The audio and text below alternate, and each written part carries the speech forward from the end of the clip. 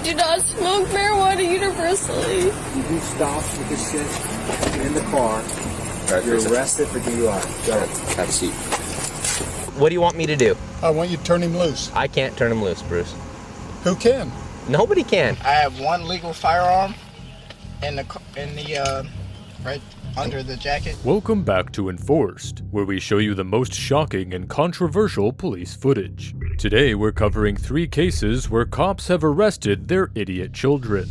For our first clip, we take you to Howell Township, New Jersey, where police officers find a knocked-over traffic pole impeding traffic along with a missing piece of a white bumper. Witness reports help them find a white sedan with a damaged bumper at the Wawa where Patrolman Vincent approaches the driver, a 21-year-old Teresa Lee. Come back from Applebee's? Yeah, I had a drink. Okay. How old are you? 21.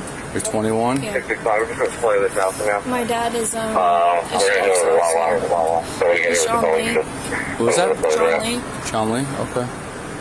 Listen, your bumper's in the road over there. Okay, did you just hit that pole? No, I promise you I did not. No? So if someone brings that bumper over here, it's not going to match up perfectly. You're coming from Applebee's, you're telling me. You went out that way. Everything's matching up. Witnesses said they saw a white car cross over in this direction, and I happen to find your car parked here The bumper with no bumper. The bumper was hanging off. Okay. All right. So, Teresa, Yes. let me ask you again. Yeah. You left Applebee's. Yeah, I left Applebee's. You cut through the plaza. You came out by Lowe's and Chick-fil-A. Yeah. Did you hit the traffic pole that's right there? No, I did not hit the traffic pole. Do you not remember hitting a traffic pole? Did not hit the traffic pole, I promise you. So your bumper's in the middle of the road over there, and there's a pole down. This part was hanging off already because I already hit something. Okay.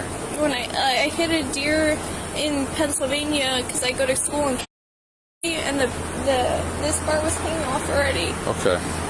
Do you smoke marijuana recreationally? No, I do not smoke marijuana. What? I do not smoke marijuana universally.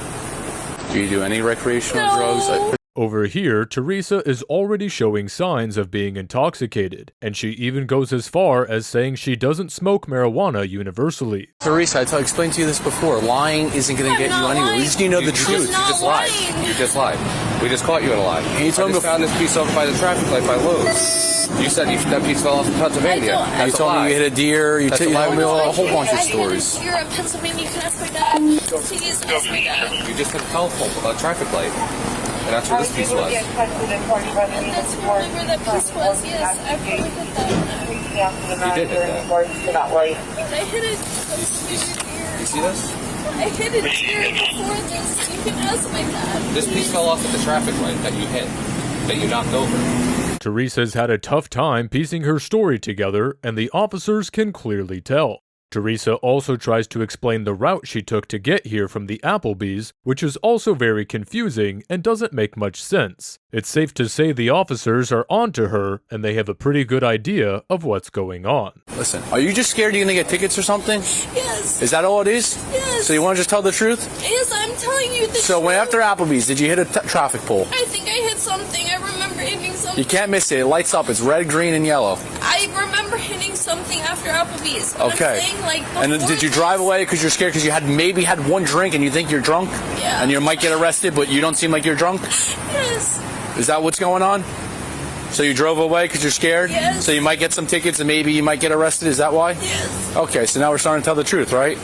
I remember hitting something, but I remember like before this, I already hit something, and he was. So you're saying there was some damage, but obviously your bumper is over there like this officer was saying. This was already damaged. Okay. This was already Okay. damaged.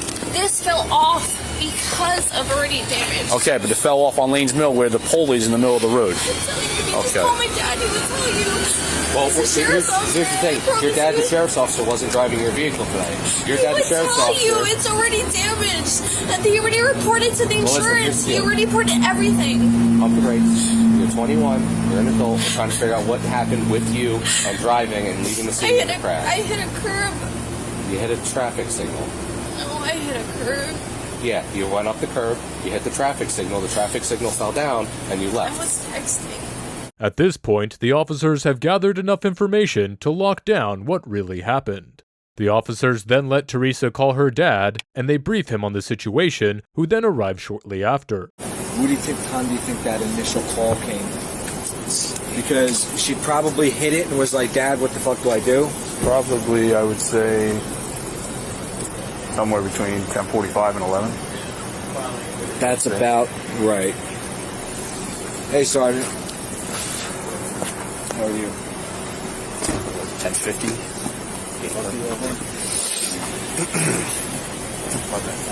Right, so that would probably be about the time she hit it. At what time? She texted me originally at 10. I was trying to get some sleep. I just got off work. She said you home at 10:39. That's about when the call came out. Yeah, about that. Say somewhere we got it. Right, so she hit the thing, got nervous, and... Okay. Teresa's dad does a great job over here as he gathers all the information about the incident and helps out in any way he can. He confirms that Teresa hit a deer, but that the damage was nowhere as severe as it is now.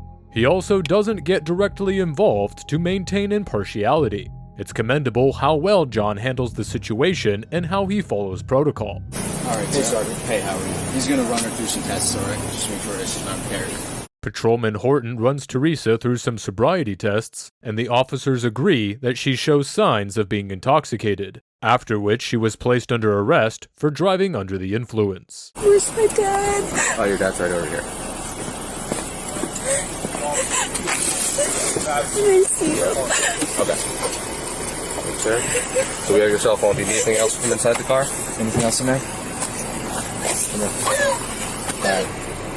You do stops with this shit in the car. Right, you're arrested for DUI. Go ahead. Have a seat.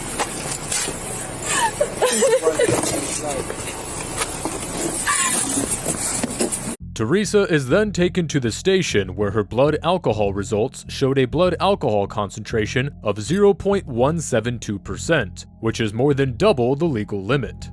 Teresa was clearly scared out of her mind throughout the incident because she knew she was drunk and had made poor decisions over poor decisions that night. Teresa's dad, however, acted professionally and not once tried to take advantage of his position as a sheriff's officer. He also did one hell of a job teaching his daughter about responsibility and accountability, a lesson that's sure to help her in the future. Next, we take you to San Juan County, Utah, where Kenneth Adams, the county commissioner's son, has a run-in with the police and gets arrested. The officers at the scene deal with the situation calmly, but Kenneth's dad, not so much. How's it going? Good. What did I do wrong? Good. So the reason I stopped you is you didn't come to complete stop at the stop sign? I did. And then you didn't have your turn signal on. I sure did. Okay. I know for a fact I had my turn signal on. Okay. That's why I was surprised you were pulling me over, but whatever. At this point, this is nothing but an average police stop, where the officers pulled Kenneth over because they thought he didn't properly follow the traffic rules. What came next was a surprise for everyone on the scene. When Deputy Wyatt ran Kenneth's ID, an arrest warrant popped up. Let's see what happens next. Alright, can I get you to step out of the vehicle with me? What are you doing? No, what's going on? Seriously, what's going on? You have a warrant. How do I have a warrant? I don't know how you have a warrant, but it's on our system right now. You have an active warrant out of 7th District Court here in San Juan. I've gone to, no, that's incorrect. Okay, I've gone well, it's on our system right now. Well, you I'm not going to argue with you about it. You're going to go to jail tonight on that warrant, okay? No, I'm not. Yes, you are. I don't, excuse me, like, no. Okay. This is, dude, this is absurd. Mr. Adams, you do have an active warrant for your arrest. And who issued the warrant, though? The courts have it issued. For what, though? Because I've gone to court for everything. There should not be an active warrant for me anywhere, dude. Kenneth here is actually telling the truth, and he has in fact dealt with the case in court, but what he doesn't know is that he forgot to turn in the documents and proof, which is why the warrant was left open. Kenneth eventually agrees to get out of his vehicle and is arrested by the officers. He's then taken to the back of the police vehicle where he continues to question the warrant. Well, then my question is who...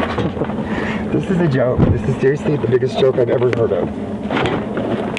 When you turned on your lights, I knew there was some bullshit going on. It was issued October 13th. For what? This year. That's when the warrant was issued. For what? It has some felony charges, burglary charges. Dude, I've been to court for that. No, I've been to court for that. You want to know the charges? Yeah, I do. So it has 2 burglary charges listed, a theft charge, mischief. That's all my old case.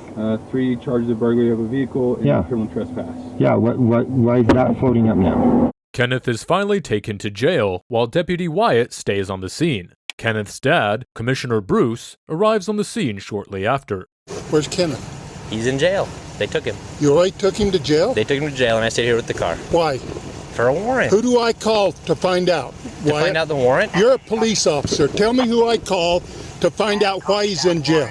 Bruce demands to know why Kenneth was taken to jail even after he's been informed of the warrant. Bruce continues to try and intimidate Deputy Wyatt with his influence and asks to see the warrant multiple times. Hey, boss. Hey, so I got Bruce Adams here.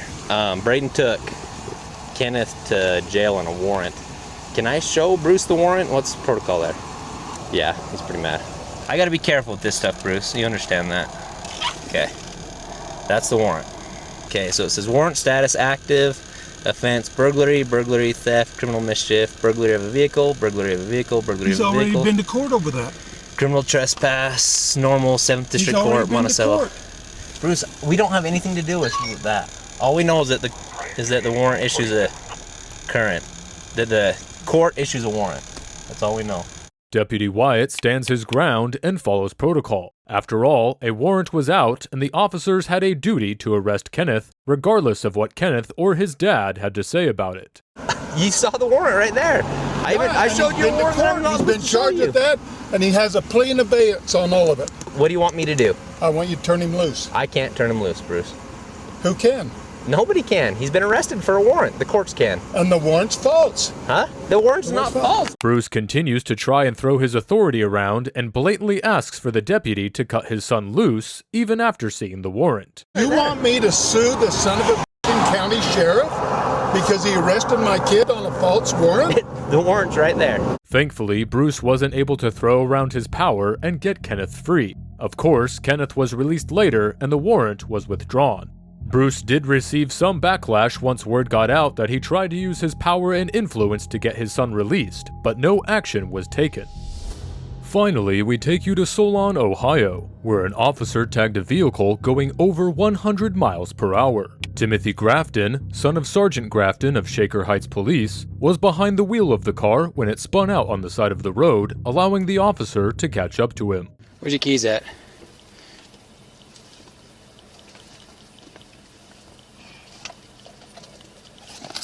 All right, give me the keys.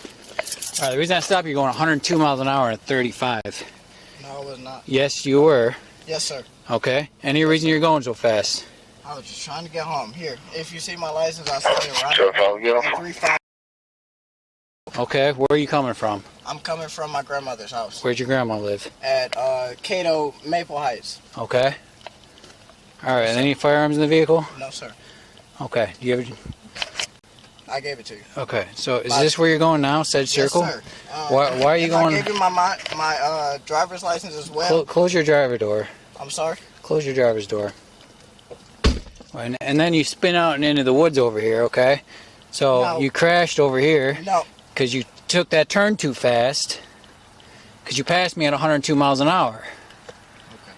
Okay? Yes, So sir. why are you going so fast? No, sir. I apologize. I live right up the street. I live at 3 Circle. My name is Tim Grafton. My dad's name is Sergeant Grafton.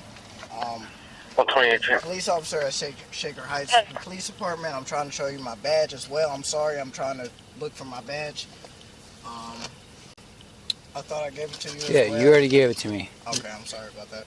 Over here, Tim was pulled over for going way above the speed limit, and he's already been quick to throw his dad's name and position around. Tim's dad is a sergeant at Shaker Heights, which is a card that Tim has clearly played before. At this point, Tim has also stated that he has no firearms in his vehicle. Let's see what happens next. Where you headed to tonight? Yes, sir. I'm going home. Okay, where are you coming from? I'm coming from my grandmother's house. Any valid reason for your speed today? I'm sorry? Any valid reason for your speed today? No. Any valid reason for driving off the road? As in, when I came around the corner, my tires more so left, did not give me traction. I turned around, I came to turn, I left over here. Okay. Anything to drink tonight? No, sir. No? Nothing to smoke? Nothing? Anything in the car I need to know about? No weapons or anything? I have one legal firearm in the right under the jacket. Okay. It's a Mossberg 3C2. Yeah. Okay, anything on your person or just that? No, sir. You don't have to check. You don't know if there's anything on you? There's nothing on me. Okay, how old are you? I am 23 years old. 23. As of Oh, it's almost your birthday. Yep, almost. Okay. We got a week. Right, easy My enough. father is a Shaker Heights Department sergeant. So, I mean, I'm trying to find my wallet for you. That's okay, don't reach around for it. Okay. Tim claims he's had nothing to drink or smoke, and the officer leaves it at that. Tim does, however, reveal that he has a firearm in the car, which is surprising because just a little while ago, he stated that there were no firearms in his vehicle. Is Tim really in his senses, or is he up to something? Let's find out. Do me a favor, put your hands on the steering wheel for me. I'm going to take the gun out for now, just for our safety, okay? Yes, sir. Right under there. Put your hands up on the steering wheel. Right under. At this point, Tim is handcuffed and taken to the back of the police vehicle as the officers continue to search his vehicle. I told you we didn't have one. Yep. It was tucked right in between the seat and the console there. He said it was under the jacket, but it was over here.